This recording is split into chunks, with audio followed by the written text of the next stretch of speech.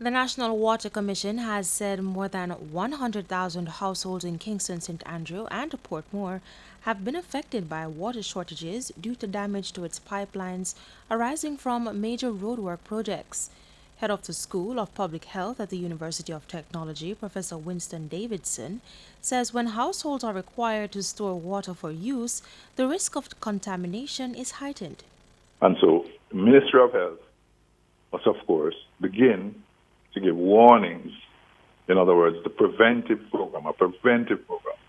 This preventive program has to focus on what are the possible consequences of using contaminated water, which is a high possibility, which is a high risk when there is a water shortage.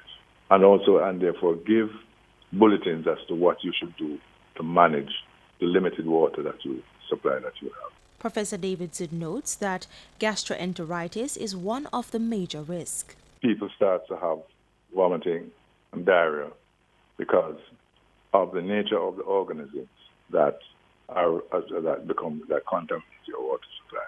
So therefore, and especially with children, if you see an outbreak of gastroenteritis in a particular area where there's a water shortage, then you know that it's most likely due to a number of organisms that will cause that.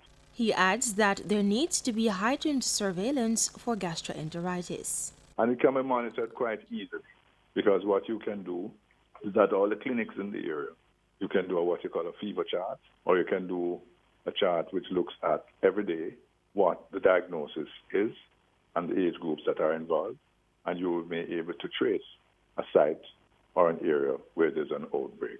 And once there's an outbreak, you make sure that you increase the potable water supply in the area and you take the necessary measures for the prevention of the particular condition. Codian Barrett, Frontline News.